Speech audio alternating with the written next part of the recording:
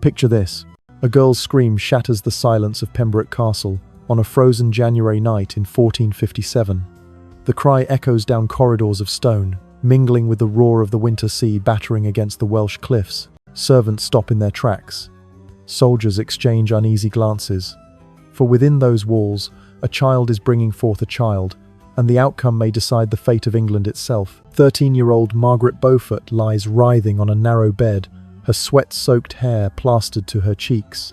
The chamber is lit by trembling candle flames that throw monstrous shadows on the walls.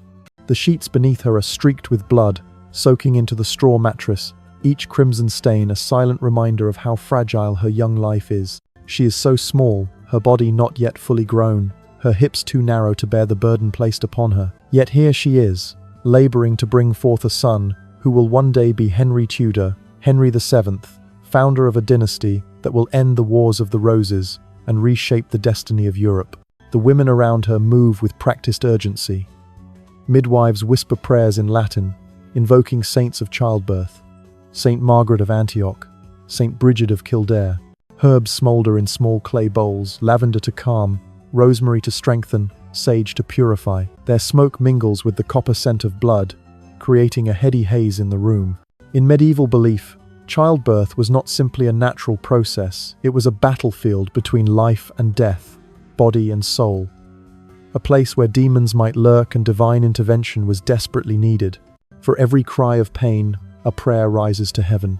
Outside, snow lashes the castle walls. Inside, Margaret grips the linen sheets until her knuckles whiten. Each contraction tears through her like a blade, leaving her body trembling and her breath shallow. Her attendants glance at one another in silent dread. They have seen this before. Young brides pressed too soon into motherhood, sacrificed on the altar of dynastic ambition. Many had not survived. But this girl, barely a woman, carries within her womb more than an infant. She carries the last, fragile hope of the Beaufort line, descended from John of Gaunt, son of Edward III. Her child, if he lives, is destined to become a pawn or perhaps a king in a kingdom tearing itself apart. Hours stretch into eternity. Margaret's screams grow weaker, then ragged, until only gasps escape her cracked lips. The physician present knows the truth but dares not speak it aloud. The birth may kill her. And yet, as dawn struggles against the blackness of night, a new cry pierces the chamber. A thin, defiant wail fills the cold air. Against all odds, a boy is born.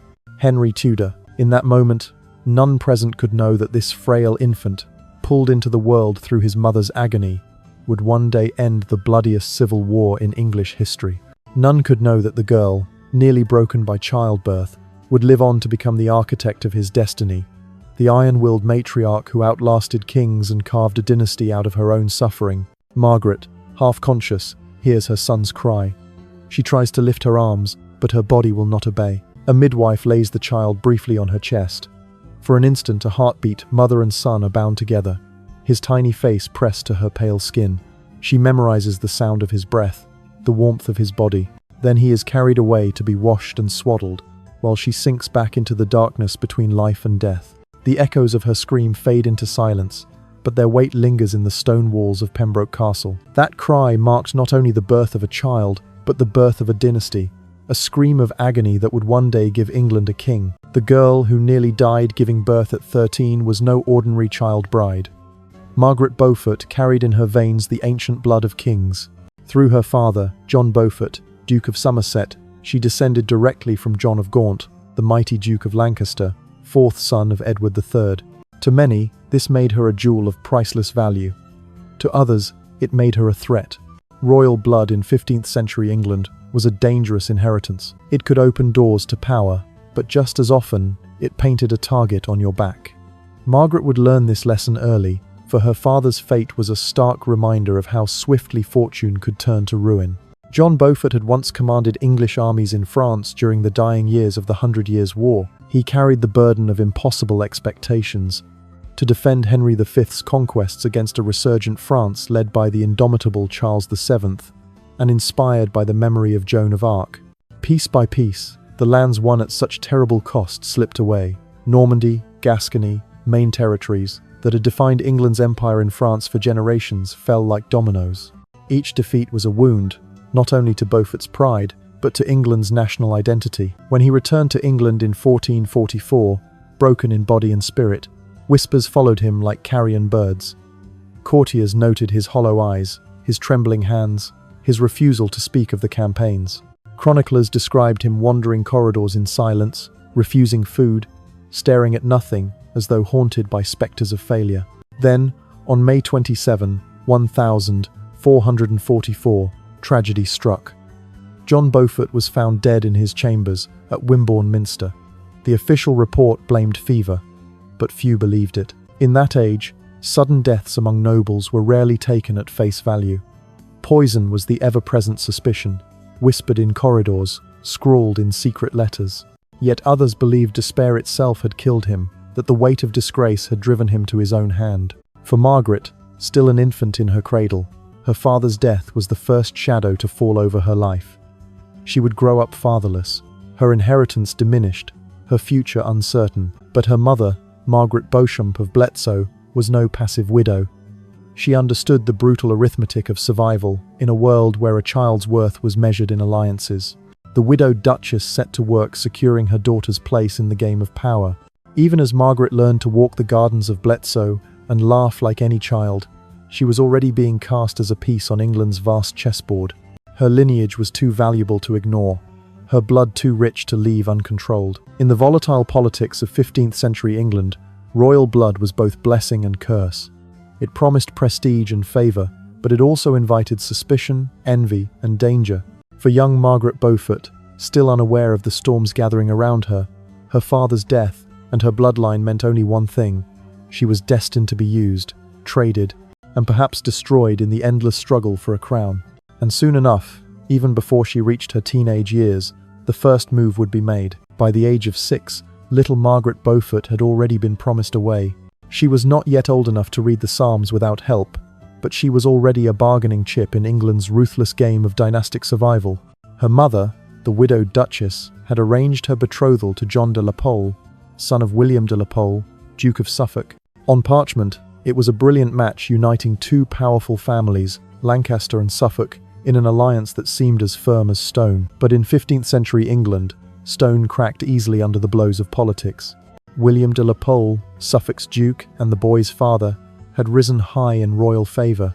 He was chief architect of King Henry VI's marriage to Margaret of Anjou, a French princess whose dowry included a humiliating concession: the surrender of Maine and Anjou back to France.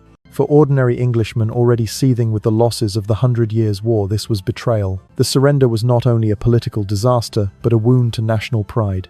Hatred of Suffolk grew like wildfire. The match between young Margaret Beaufort and John de la Pole was supposed to cement stability. Instead, it tied her fate to a house that was about to be engulfed by fury. In 1450, William de la Pole fell spectacularly from grace. Attempting to flee England after being accused of treason, he never reached safety. His ship was intercepted in the English Channel. There, in a moment that has haunted English chronicles, he was dragged from his vessel by armed men, pirates perhaps, but more likely hired killers. Forced to kneel upon the deck, Suffolk was executed with a rusty sword. The weapon was so dull that it took several clumsy blows to sever his head.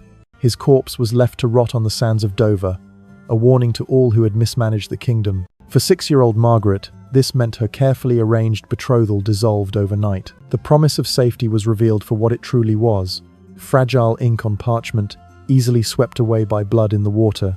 And so she learned her first lesson. In England's bitter civil politics, a girl's future could vanish with the stroke of a sword. Alliances that seemed unbreakable could dissolve in a heartbeat. Noble daughters were not raised to dream of love. They were trained to accept that their bodies, their futures, their very lives belonged to the ambitions of men. For Margaret, this was only the beginning.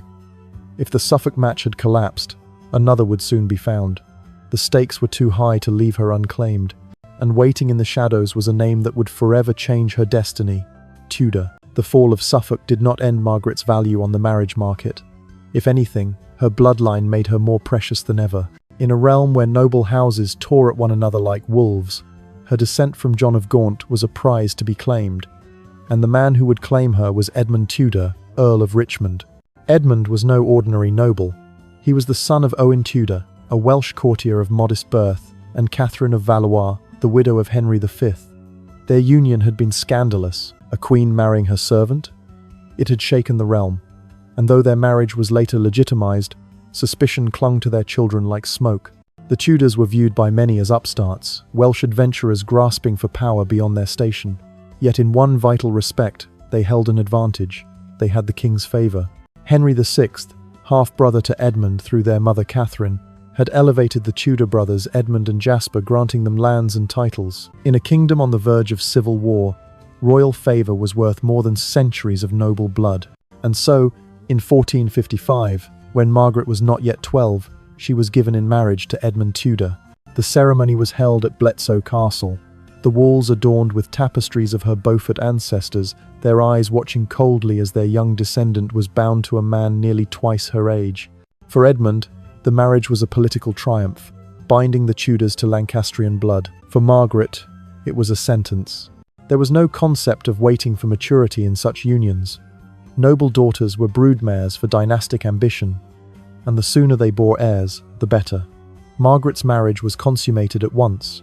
She was still shedding the last remnants of childhood when she was thrust into the role of wife and soon mother. What happened in those first nights of her marriage Margaret never spoke of. Perhaps she could not. The silence itself speaks volumes, but the evidence of trauma was written on her body and in her soul. The girl who prayed quietly in castle chapels became a woman of relentless piety, clinging to faith as though it were her only shield. Edmund Tudor was ambitious, seasoned by war and politics, and he expected his young bride to fulfill her role. Within a year, Margaret's body was already showing the signs of pregnancy. The older women around her whispered with unease. A child carrying a child was a perilous thing. Her mother, Margaret Beauchamp, had been 18 when she bore her daughter, and even then the birth was dangerous. For her daughter to attempt the same ordeal at 12, it was playing dice with death. Yet this was the path laid before her, and there was no turning back. The Tudors had entered Margaret's life, and through them, her destiny would be sealed in blood, loss, and the faint glimmer of unimaginable power. Margaret Beaufort had barely learned to call herself wife when fate struck again. In the autumn of 1456, Edmund Tudor rode into Wales to put down Yorkist unrest. Civil war loomed, the kingdom cracking under the strain of rival claims to the throne. Edmund, ambitious and confident, believed himself untouchable. But power in those days was fragile as glass. While campaigning in Carmarthen, Edmund was seized by Yorkist forces. The details are lost in the fog of rebellion. Some say he was betrayed by his own men, others that a sudden raid caught him unprepared. He never saw freedom again. Imprisoned in Carmarthen Castle, Edmund sickened and died before the year was out. Some chroniclers blamed plague, others whispered of poison or deliberate neglect. Whatever the truth, one fact remained. At just 13 years old, Margaret was already a widow, carrying within her womb the heir to the Tudor line. News of Edmund's death reached her in the rain-soaked chill of November. A messenger rode hard through Welsh valleys to Pembroke, where she was staying under guard of her brother-in-law, Jasper Tudor. Margaret was in the chapel when the man entered, mud dripping from his boots onto the stone floor. She did not need his words. She saw the look in his eyes and knew her world had crumbled. In that moment, Margaret's isolation became complete. She was young, frail, and without her husband's protection in a world spiraling into civil war. Yet her unborn child made her both vulnerable and valuable. The Tudors' survival rested entirely in her body. Jasper Tudor, barely in his 20s, understood the stakes. He took Margaret into his care at Pembroke Castle, a fortress perched high on limestone cliffs above Milford Haven. The sea pounded endlessly at the rocks below, waves that seemed to echo Margaret's turmoil. Pembroke was a place of harsh refuge, stone walls thick enough to keep out enemies, but also cold, drafty, and unforgiving. Comfort was not its purpose, survival was. For Margaret, the journey to Pembroke was an ordeal in itself. Winter roads were thick with mud and ice, rivers swollen and treacherous. She travelled in a litter, jolted painfully at every rut, her young body heavy with child. Bandits haunted the forests, soldiers roamed the countryside, their loyalties uncertain. Every mile carried the risk of capture or death. By the time she arrived at Pembroke, she was exhausted, feverish, and more alone than ever. Outside those walls, the Wars of the Roses were beginning their bloody course. Lancaster and York sharpened their swords for a conflict that would devour thousands. Inside, Margaret clung to the only truth that mattered. She must survive long enough to bring her child into the world. 13 years old, widowed, pregnant, surrounded by war, the weight of destiny pressed down upon her small shoulders. Winter at Pembroke Castle was merciless. The sea winds howled through arrow slits, ice crusted on the inside of windows, and the stone walls breathed cold into every chamber. In that bleak January of 1457, Margaret Beaufort's body, frail and undergrown, bore the impossible weight of motherhood. She was 13, still closer to childhood than womanhood, and her narrow hips could scarcely contain the life inside her. The castle physician, Lewis of Caerleon, a learned man trained in the traditions of Hippocrates and Galen, examined her with a troubled brow. He had delivered children for queens and peasants alike, but what he saw in Margaret filled him with dread. Her pelvis was not fully formed. The child was large, positioned poorly. "It will be dangerous," he confided to Jasper Tudor, pacing in the castle solar as snow swirled outside. Dangerous, perhaps fatal. When Margaret's labor began, it was as though the storm outside had broken into her very body. Contractions racked her small frame, tearing cries from her throat that echoed down Pembroke's corridors. Midwives hurried to her side, their hands carrying bundles of herbs, linen, and iron instruments few dared to name aloud. The chamber filled with smoke from burning lavender and rosemary, thought to ward off evil spirits and lend strength. Candles guttered in the draught, casting grotesque shadows as prayers were whispered over her straining body. Hours passed, then more hours. Her screams grew hoarse, dwindling into animal gasps. The midwives, grim-faced, exchanged looks of fear. They had seen girls die like this before, married too young, crushed by the demands of dynastic ambition. One midwife, Dame Gwen, knelt by Margaret's side, murmuring encouragement in Welsh, her weathered hand gripping the girl's cold fingers. "Hold, child, hold," she whispered. For 18 hours Margaret labored, slipping between consciousness and delirium. Jasper Tudor paced beyond the door, listening, his heart torn by each scream. Father Meredith, the castle priest, prayed without ceasing in the chapel below, invoking saints to intervene where medicine could not. Every soul in the fortress knew the future of Lancaster might be decided in that chamber. Then, at last, a fragile cry split the air. Thin, wavering, but alive. The midwives raised a blood-slicked infant, pale and trembling, into the candlelight. Henry Tudor had come into the world.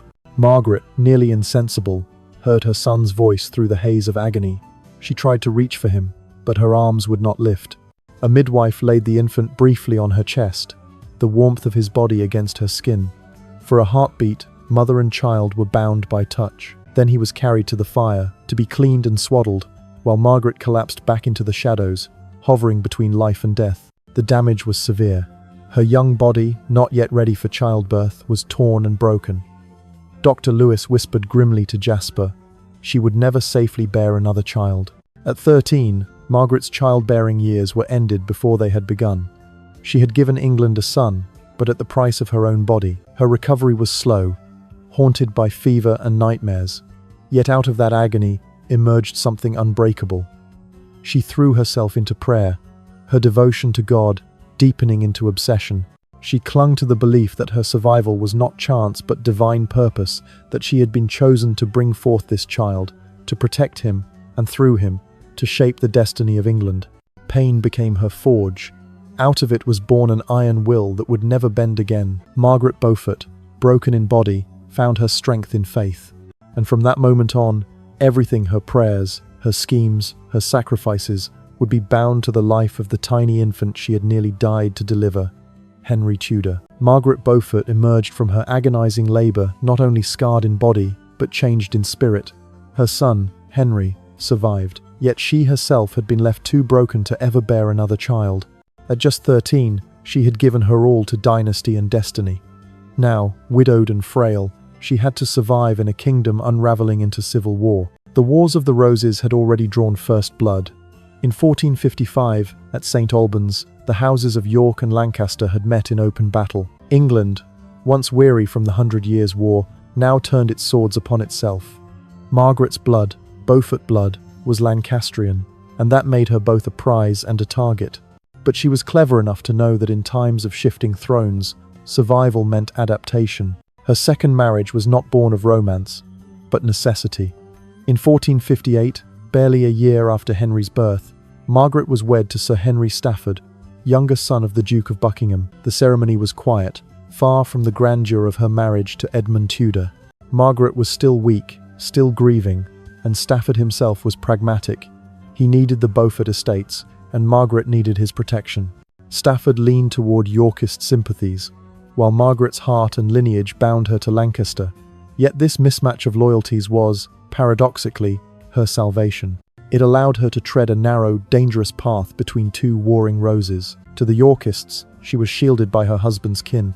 To the Lancastrians, she remained the mother of Henry Tudor, hope of their cause. But the cost of this balancing act was steep: separation from her son.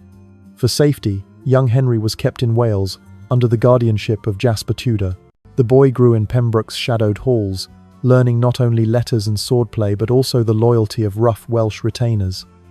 Margaret saw him rarely, perhaps once or twice a year, and each visit was bittersweet, a mother's embrace coupled with the knowledge she must let go again. In his absence, she poured herself into letters, carefully worded, coded with subtle phrases, smuggled across enemy lines. A simple phrase about the weather might mean he was safe. A mention of a harvest might mean troops were mustering. The art of survival became, for Margaret, an art of words. She also began weaving delicate webs of alliance with women at court. Where men fought and fell on battlefields, women corresponded, visited, and whispered in chambers lined with tapestries. Margaret cultivated ties with both sides, writing to Elizabeth Woodville, the Yorkist queen, even as she maintained contact with the exiled Margaret of Anjou. In those networks of women lay secrets, intelligence, and favors that could outlast shifting crowns. Through these years, battles raged. Towton, the bloodiest of all, left tens of thousands dead in Yorkshire snow. Kings rose and fell, Henry VI deposed, Edward IV crowned, then Henry briefly restored, only to be toppled again. Margaret endured, a quiet figure at the edge of the storm, always calculating, always watching. To many, she seemed merely pious, absorbed in prayer and estate management. But beneath the veil of devotion was a woman sharpening her skills. She studied law and landholding. She learned the rhythm of court intrigue. She watched which way the wind of fortune blew. Each decision, each alliance, each whispered word was made with one thought at its core: her son. Henry Tudor was her only child, her only legacy, her only weapon in a kingdom devouring itself. She would not squander him. The year 1471 brought devastation for Lancaster. At Tewkesbury, their final army was crushed, and Edward, the Lancastrian prince, was slain on the field or by the sword of his captors, the truth forever blurred in blood and rumour. Soon after, King Henry VI himself perished in the Tower, likely murdered on Edward IV's orders. With their deaths, the Lancastrian line was extinguished. Except for one boy, Henry Tudor, Margaret's son, was suddenly the last faint ember of Lancaster's cause. That made him both invaluable and doomed. To Yorkist eyes, he was a child with a crown-shaped target on his back. Jasper Tudor understood what must be done. In the dark of night, he spirited Henry out of Wales, through hostile lands, and onto a waiting ship. Storms battered the vessel as it crossed the Channel to Brittany, where Duke Francis II granted them uneasy refuge. For Margaret, the exile was agony. She had already endured years of separation. Now the English Channel itself lay between her and her son. She did not know if she would ever see him again. Letters were few, often coded in invisible ink or wrapped in the language of trade. Spies could intercept them, enemies could twist them. Every word she sent across the sea was both a prayer and a gamble. Yet she did not yield. If motherhood had been stolen from her, strategy became her consolation. She poured her energy into alliances, cultivating networks across England. Servants, merchants, clerks, priests, all carried fragments of information that flowed back to her. She learned of Yorkist movements before some lords did, whispered news of discontent among nobles, tracked the shifting tides of loyalty. Few realized that behind her quiet piety, Margaret was playing the long game. Her third marriage, to Thomas Stanley, was no accident. Stanley was a man famed for caution, forever balancing between factions, his loyalties shifting with the winds of fortune. To many, he was untrustworthy. To Margaret, he was invaluable. His vast influence and military resources in northwest England gave her reach she had never known before. Their marriage was not born of love, it was an alliance of necessity, a contract of power. Years turned to decades. Edward IV died suddenly in 1483, leaving a boy, Edward V, as heir, but the boy never wore his crown.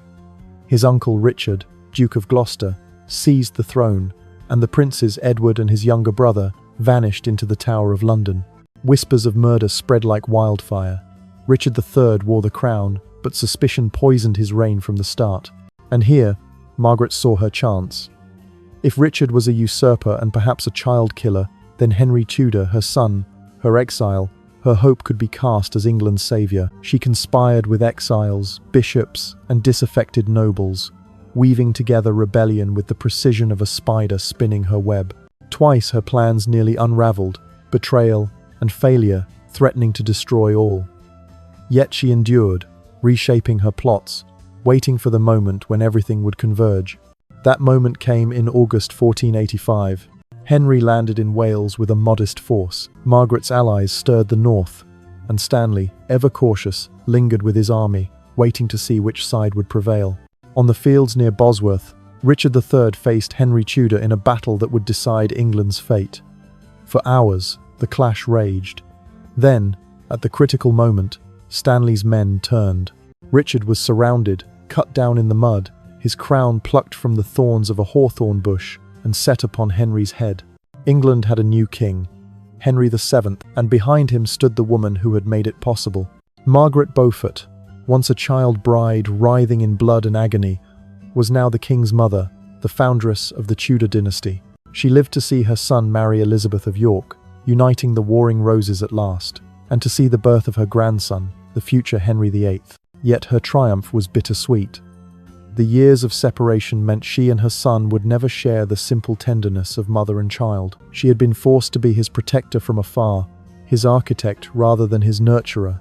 Her life was sacrifice upon sacrifice, her body broken, her heart hollowed, her joy traded for strategy. When she died in 1509, just days after Henry VIII's coronation, she left behind not only a dynasty but a legend. Her tomb in Westminster Abbey bears a Latin inscription praising her devotion and power, but stone cannot capture the truth of her story. The truth is in that first scream at Pembroke Castle, the cry of a 13-year-old girl torn apart to bring a king into the world. The cry that echoed across decades of war, exile, and ambition. The cry that ended with the birth of a dynasty. Margaret Beaufort was no queen, yet she forged kings. Through faith, endurance, and an iron will, she reshaped England. And though centuries have passed, the sound of her suffering still lingers in the stones of Pembroke, carried by the wind and the waves, a whisper of a child who bore the weight of a kingdom.